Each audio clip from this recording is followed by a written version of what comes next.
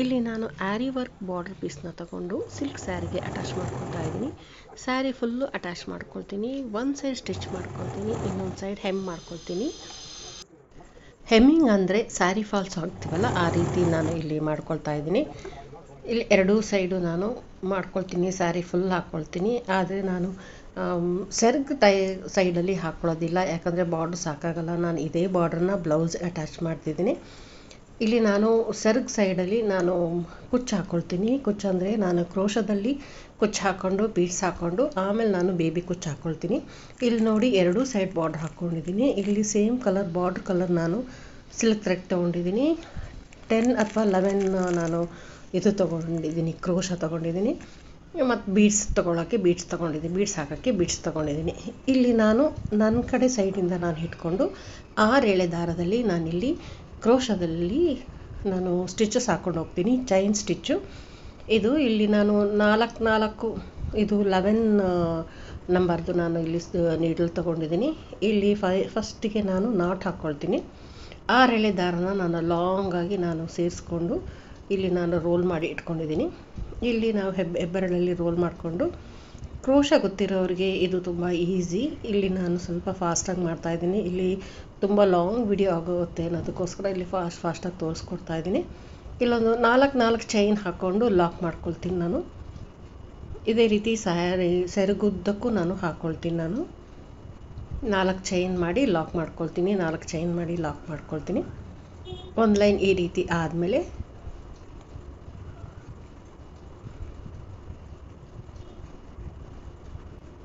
ಇಲ್ಲಿ ಕ್ರೋಶ ಬರೋರಿಗೆ ಸ್ವಲ್ಪ ಇದು ಈಸಿ ಆಗುತ್ತೆ. ಬರ್ತಲ್ಲಿರೋರಿಗೆ ಇದು ಅಂತ ಏನು ಕಷ್ಟ ಏನಿಲ್ಲ, ಸ್ವಲ್ಪ ಪ್ರಾಕ್ಟೀಸ್ ಇರಬೇಕು ಅಷ್ಟೇ. ಇಲ್ಲಿ ನಾನು ಫುಲ್ಲಾಗಿ ಹಾಕ್ಕೊಂಡಿದ್ದೀನಿ ನೋಡು, ಈವನಾಗಿ ಹಾಕ್ಕೊಂಡಿದ್ದೀನಿ ನಾನು. ಈವನಾಗಿ ಹಾಕ್ಕೊಂಡ್ರೆ ನಮಗೆ ನೆಕ್ಸ್ಟ್ ಬರೋ ಸ್ಟೆಪ್ಪು ನೀಟಾಗಿ ಕ್ಲೀನಾಗಿ ಬರುತ್ತೆ. ಇಲ್ಲಿ ನಾನು ಎಡ್ಜಲ್ಲಿ ನಾಟ್ ಹಾಕ್ಕೊಂಡು ತಗೊಂಡ್ಬಿಡ್ತೀನಿ. ಮತ್ತು ಈ ಕಡೆ ಸೈಡಿಂದನೇ ನಾನು ಸ್ಟಾರ್ಟ್ ಮಾಡ್ಕೊಳ್ತೀನಿ. ಸೇಮ್ 6 ಎಳೆ ದಾರನೇ ಈ ಕಡೆ ಸೈಡಲ್ಲಿ ನಾನು ನಾಟ್ ಹಾಕ್ಕೊಂಡು ಫಸ್ಟು 4 ಚೈನ್ ಹಾಕಿ ಲಾಕ್ ಮಾಡಿಕೊಂಡು ನಾನಿಲ್ಲಿ ಕಂಬಗಳನ್ನ ಹಾಕ್ಕೊಂಡು ಬರ್ತೀನಿ. ಸೂಜಿ ಮೇಲೆ ದಾರ ಹಾಕ್ಕೊಂಡು 2ರಲ್ಲಿ 1 ಅಂತ ಹೇಳಿ ಕಂಬ ಹಾಕ್ಕೊಂಡು ಇಲ್ಲಿ 13 ಸಲ ಹಾಕ್ಕೊಳ್ತೀನಿ. ನಾನಿಲ್ಲಿ 13 ಸಲ ಹಾಕ್ಕೊಂಡ್ರೆ ಕರೆಕ್ಟಾಗಿ ಟೈಟಾಗಿ ಬರುತ್ತೆ. ಮತ್ತು ಲಾಕ್ ಮಾಡಿಕೊಂಡು 4 ಚೈನ್ ಹಾಕ್ಕೊಂಡು ಸೇಮ್ ಚೈನೇ ಹಾಕ್ಕೊಂಡು ಮತ್ತು ಲಾಕ್ ಮಾಡಿರೋ ಜಾಗದಲ್ಲಿ ಲಾಕ್ ತಗೊಳ್ತೀನಿ. ಇಲ್ಲಿ ಕುಚ್ಚು ಬರುತ್ತೆ ಸೆಂಟ್ರು ಆ ಚೈನ್ ಗ್ಯಾಪಲ್ಲಿ. ನೆಕ್ಸ್ಟ್ ಮತ್ತೆ ಸ್ಟಾರ್ಟ್ ಮಾಡಿಕೊಂಡು ನೆಕ್ಸ್ಟ್ ಮನೆಯಲ್ಲಿ ಇದರಲ್ಲಿ ಹೋಲಲ್ಲಿ 4 ಚೈನ್ ಹಾಕಿದ್ನಲ್ಲ ಅದನ್ನು ಬಿಟ್ಟು ಮತ್ತು ನೆಕ್ಸ್ಟ್ ಇದರಲ್ಲಿ ನಾನು ಸ್ಟಾರ್ಟ್ ಮಾಡ್ಕೊಳ್ತೀನಿ. ಇಲ್ಲಿ ಸೂಜಿ ಮೇಲೆ ದಾರ ಹಾಕ್ಕೊಂಡು 2ರಲ್ಲಿ 1 ಮಾಡಿಕೊಂಡು ಕಂಬ ಮಾಡಿಕೊಂಡು ಇಲ್ಲಿ ನಾನಿಲ್ಲಿ ಪೂರ್ತಿಯಾಗಿ 13 ಲೈನ್ಸ್ ಹಾಕ್ಕೊಳ್ತೀನಿ. 13 ಲೈನ್ಸ್ ಹಾಕಿದ್ರೆ ಫುಲ್ಲಾಗಿ ಆರ್ಚ್ ಆಗಿ ಬರುತ್ತೆ. ಕೆಲವರು 12 ಹಾಕ್ತಾರೆ, ಕೆಲವರು 15 ಹಾಕ್ತಾರೆ. ಅದು ಅವ್ರವ್ರು ಹಾಕೋ ಮೆಥಡು. ನನ್ನ ಸ್ವಲ್ಪ ಲೂಸಾಗಿ ಬಂದಿದೆ, ಹಾಗಾಗಿ ನನ್ನ 13 ಸಾಕು ಅನ್ನಿಸ್ತು. ನಾನು 13ನಲ್ಲೇ ಸ್ಟಾಪ್ ಮಾಡಿಕೊಂಡು ಹಾಗೆ ಪೂರ್ತಿಯಾಗಿ ಆರ್ಚ್ ಹಾಕ್ಕೊಂಡು ಬರ್ತೀನಿ. ಇದು ಸೆಕೆಂಡ್ ಲೇಯರ್ ಡಿಸೈನ್, ಇದು ನಂದು. ಇದು ಆರ್ಚ್ ಹಾಕ್ಕೊಂಡು ಬರ್ತೀನಿ.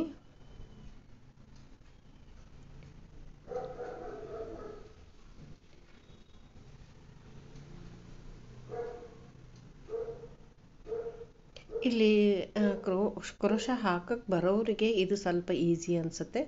ಬರ್ದಲ್ಲಿರೋರಿಗೆ ಸ್ವಲ್ಪ ಕಷ್ಟ ಇದು ಅರ್ಥ ಮಾಡ್ಕೊಳ್ಳೋದು, ಯಾಕಂದರೆ ನಾನು ಫಾಸ್ಟಾಗಿ ಹಾಕ್ಕೊಳ್ತಾ ಇದ್ದೀನಿ. ಅಂದರೆ ಕ್ಲೀನಾಗಿ ಹೇಳ್ತೀನಿ ನೋಡಿ. ಫಸ್ಟು 1 ಮನೆಯನ್ನು ಬಿಟ್ಟು ನೆಕ್ಸ್ಟ್ ಮನೆಗೆ ನಾನು ಅದನ್ನು ಕಂಬದನ್ನು ತುರಿಸ್ಕೊಳ್ತೀನಿ. 13 ಕಂಬನ ತುರಿಸ್ಕೊಳ್ತೀನಿ.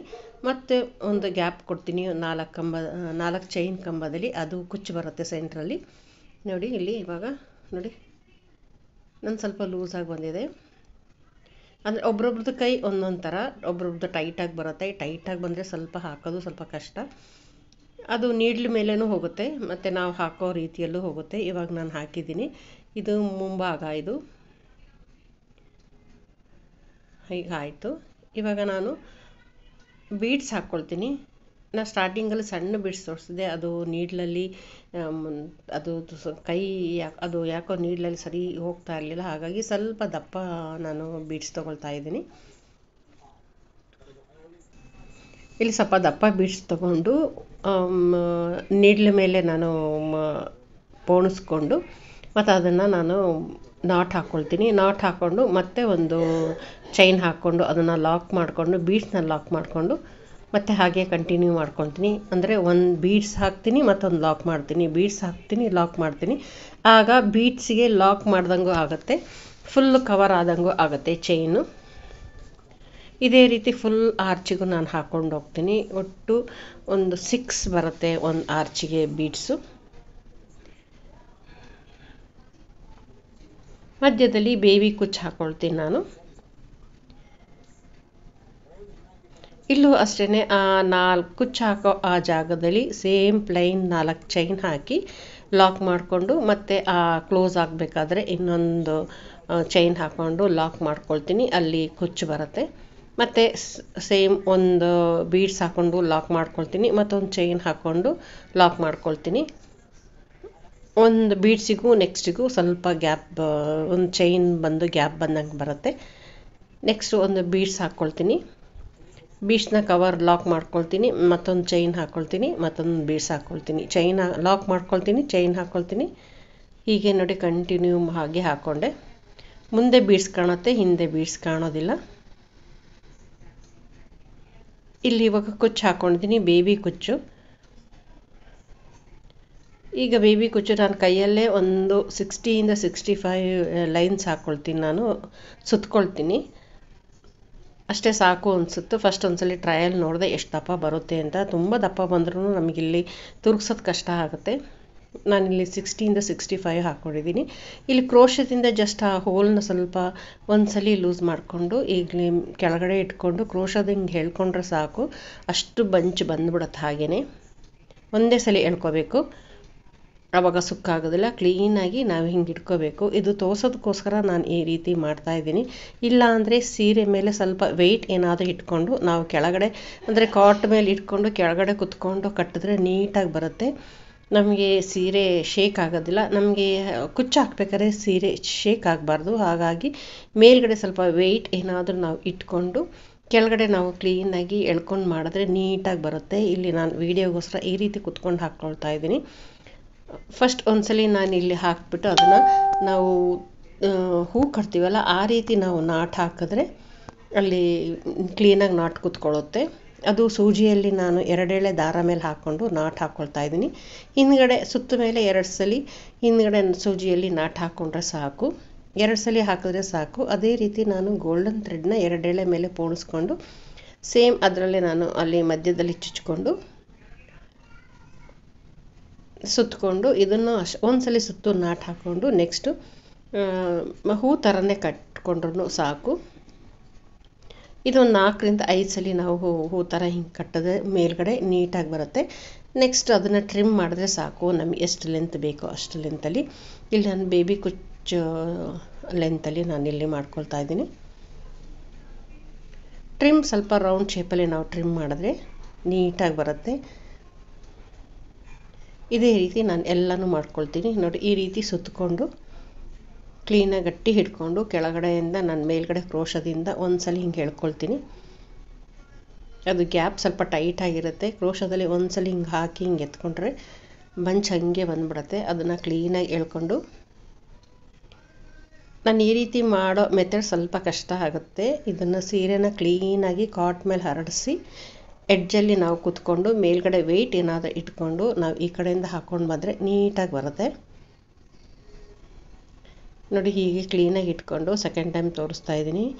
ಈಗ ಸೂಜಿ 2 ಎಳೆ ದಾರ ಹಾಕ್ಕೊಂಡು ತುದಿಯಲ್ಲಿ ಎಡ್ಜಲ್ಲಿ ನಾಟ್ ಹಾಕ್ಕೊಳ್ತಿದ್ದೀನಿ. ಆ ನಾಟ್ 2 ಎಳೆಯಲ್ಲಿ ನಾಟ್ ಹಾಕ್ಕೊಂಡಿರ್ತೀವಲ್ಲ ಅದರ ಮಧ್ಯ ಎಳ್ಕೊಂಡು ಒಂದು ನಾಟ್ ಹಾಕಿದ್ರೆ ಇದು ಗಟ್ಟಿಯಾಗಿ ಕೂತ್ಕೊಳ್ಳುತ್ತೆ. ಸ್ವಲ್ಪ ಎಳೆದು ಗಟ್ಟಿ ಮಾಡಿಕೊಂಡು ಇವಾಗ ಹೂ ಥರ ಕಟ್ಟಿದ್ರೆ ಆಯಿತು. ಒಂದು 2 ಸಲಿನ ಹಾಕಿದ್ರೂ ಸಾಕು, ಇಲ್ಲ ಒಂದು 3 ಸಲ ಹಾಕಿ ಈಗ ಹಿಂಭಾಗದಲ್ಲಿ ಸೂಜಿಯಲ್ಲಿ ನಾಟ್ ಹಾಕೋಬೇಕು. ಈಗ ಮಧ್ಯದಲ್ಲಿ ಚುಚ್ಕೊಂಡು ಎಳ್ಕೊಳ್ತೀನಿ. ಇವಾಗ ನೋಡಿ ಹಿಂದೆ ನಾಟ್ ಹಾಕ್ಕೊಳ್ತೀನಿ, ಇದು ಸೂಜಿ ಮೇಲೆ ದಾರ ಹಾಕಿ ನಾಟ್ ಹಾಕ್ಕೊಳ್ತೀನಿ, 2 ಸಲ ಹಾಕ್ಕೊಳ್ತೀನಿ ಅಷ್ಟೇ. ಸೇಮ್ ಕಲರ್ದಲ್ಲಿ ಒಂದು ಗಟ್ಟಿ ನಾಟ್ ಆಯಿತು.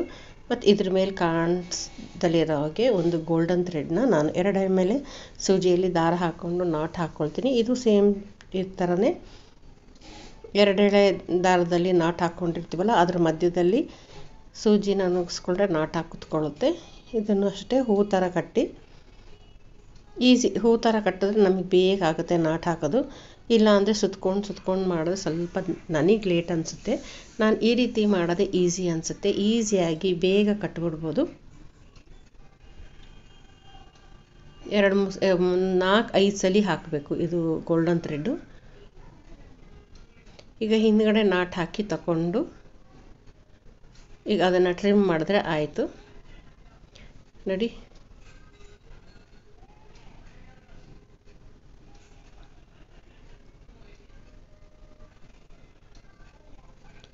ನೋಡಿ ಇದೇ ಥರನೇ ಫುಲ್ಲಾಗಿ ಹಾಕ್ಕೊಂಡು ಬರ್ತೀನಿ. ಈಗ ಇಲ್ಲಿ ಕಾಟ್ ಮೇಲೆ ಇಟ್ಕೊಂಡು ನಾನು ಮಾಡ್ಕೊಳ್ತಾ ಇದ್ದೀನಿ ಕೆಳಗಡೆ ಕೂತ್ಕೊಂಡು. ಇವಾಗ ಇಲ್ಲಿ ನೀಟಾಗಿ ಬರುತ್ತೆ ನೋಡಿ, ಎಷ್ಟು ಕ್ಲೀನಾಗಿ ಎಳ್ಕೊಬೋದು. ಎಲ್ಲನೂ ಕ್ಲೀನಾಗಿ ಎಳ್ಕೊಂಡು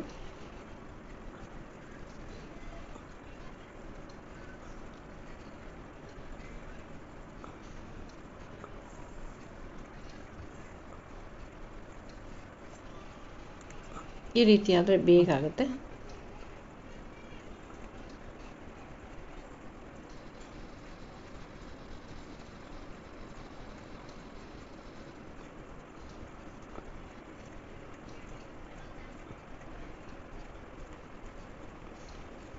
ಈಗ 2 ನಾಟ್ ಹಾಕ್ಕೊಂಡು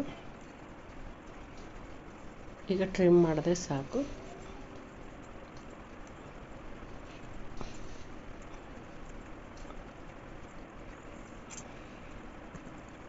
ಇಷ್ಟೇ ಇದು. ಈಗ ನೋಡಿ ಎಷ್ಟು ನೀಟಾಗಿ ಬಂದಿದೆ. ಹೇಗಿದೆ ಅಂತ ಕಮೆಂಟ್ ಮಾಡಿ ಹೇಳಿ. Thanks for watching.